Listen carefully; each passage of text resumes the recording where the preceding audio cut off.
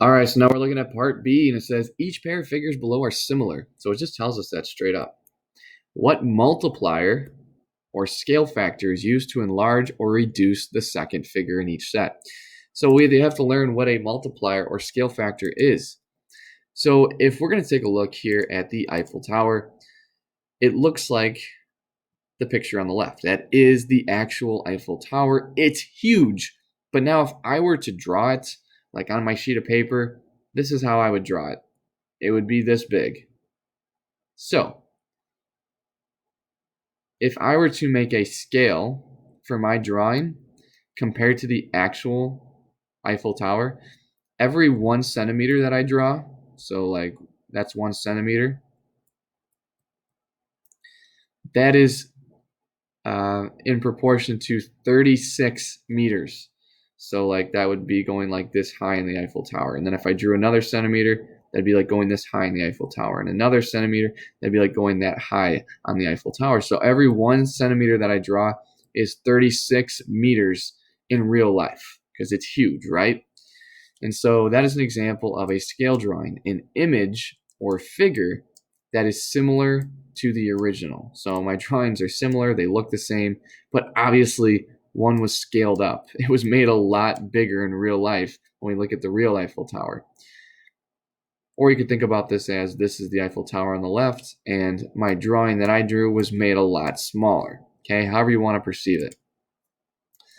So then if we look at scale factor, it is the number we use to multiply the lengths of shapes to stretch and shrink them. So what I'm saying here is if we have 8 from A to B and it goes up to 16, we're multiplying that side by 2. And if we go from 6 to 12, again, we're multiplying that side by 2. And then finally, if we go from 9 to 18, we're multiplying that side by 2. So every single one of these sides, we're going to multiply by 2 to get to the new side length. And you're always going to want to multiply by the same thing. That's what a true scale factor is. If you're not multiplying by the same number, then we know they're not proportional. So let's go ahead and take a look at how we can solve what the scale factor is. We could do 16 divided by 8, because that equals 2. We can do 12 divided by 6, that equals 2. And we can do 18 over 9, and that equals 2. So what we're doing here is what we had just done before, the image over the original. Or you might see it as the copy over the original. So we're going to take the numbers from the shape on this right side and divide them by the numbers on the left side. All right, so let's go back to our sheet then, since we learned what a scale factor is. And it says, what is the scale factor for the pair of similar figures below? Show your work. Okay, so it's asking, what are we multiplying 5 by to get to 20? Well, to figure out what we'd be multiplying by, we can do the opposite of that. Opposite of multiplication is division. So we're going to instead do 20, right? Our image has a side length of 20. We're going to put it over the original, the OG, which has a side length of 5. 20 divided by 5 equals 4. And we're going to do that for all sides to see if that is true. Now we're doing 32 over 8. 32 divided by 8 equals 4. And finally, we're going to do 56 divided by 14. So 56 over 18. If we divide both top number by 18 and the bottom number by 18, we're going to get 4 over 1, otherwise known as just 4. Okay, so whether you reduce it by dividing both sides by the denominator or simply just doing 20 divided by 5 or 56 divided by 18, it's going to give you 4. So that is the scale factor. 4 equals the scale factor. That's what we're multiplying each side by to get our new side lengths. So again, scale factor. What are we multiplying all of these sides by to get to the side lengths of our new shape over here? This one's a little hard to see, so let's go ahead and zoom in. We'll zoom in 200. So it's real nice and big. Yeah, now I can see it.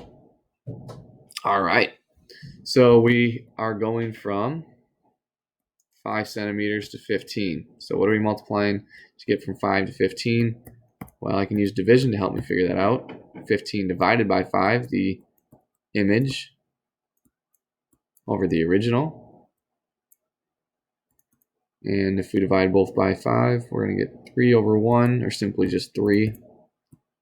So I'm multiplying by 3 here. And then if we do 5 to get to 15, I would again do 15 divided by 5, which is 3. So we're also multiplying that side by 3. And let's keep it going. Let's make sure that this is correct. We can do 6 divided by 2 to see how we get from 2 to 6. We have to multiply by 3 again. And then finally our last side. Let's see if this holds true to get from 7 to 21. Yep, we would have to multiply by 3.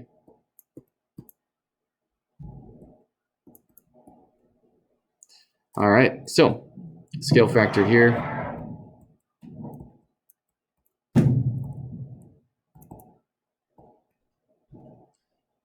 We can just write 3. We don't have to put multiplying by 3 because a scale factor is the number we multiply by. Really, another word you could use for a scale factor would be multiplier. Where are you multiplying all the sides by to get to your new side lengths that are in proportion? All right, this time, scale factor, notice it's going to be below 1 because we're saying how do we get from this shape here, which is bigger, to a smaller shape. This is a reduction, a reducing of the shape. And so we're going to have to multiply by something less than 1. Multiply by something that is less than 1. And so here we would do 2.5 divided by 10. And that's going to give us 0.25. And then 1 divided by 4, right? Our image, our second figure over our original figure would be 1. It's our image over 4. And again, we get 0.25. So here it's going to be 0.25 for our scale factor. So you can multiply by decimals to make your shape smaller. Okay? And so you're going to continue on with that for problem 4. Part C here, we're going to have to physically draw the picture. So here it says a telephone booth that is 8 feet tall. 8 feet. Cast a shadow that is 4 feet long. So here's the shadow. Here's a telephone pole. Let's go ahead and draw it out. You know, it's got a little light there. It's like shining down. Okay, that's my telephone pole. Doesn't look the greatest, but it's there, and it's 8 feet tall, and it's casting a shadow that's 4 feet long right here.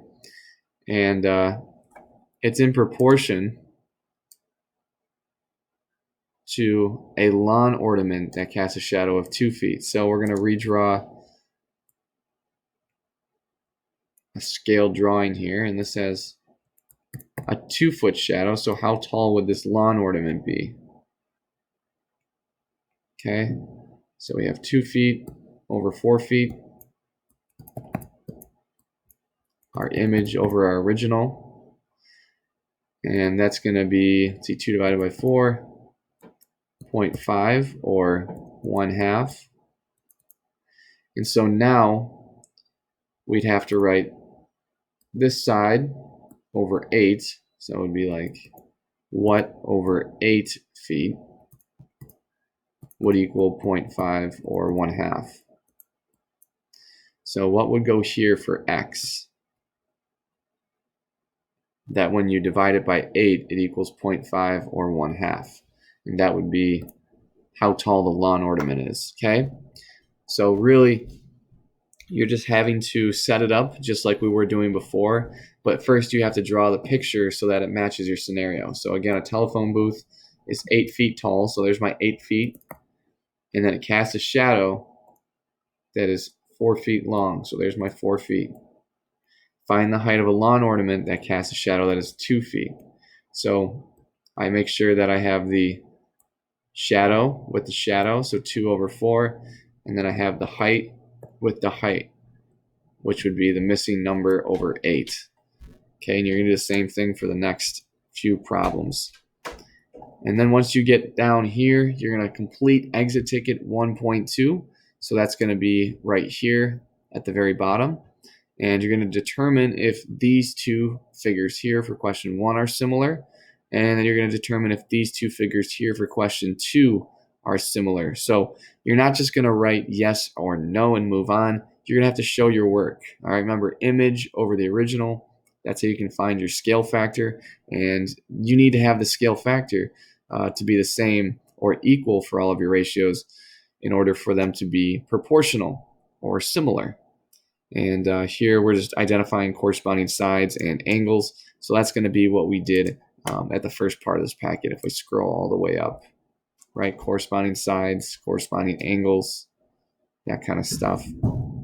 All right, please let me know if you have any questions. Otherwise, you're going to submit this into Canvas, and that'll be how I know you understood what we talked about today. So again, submit exit tickets 1.1 and 1.2, but luckily they're on the same sheet, so they're easy to keep track of. All right, thank you so much. I really appreciate it, and you guys have a wonderful day now. Thank you.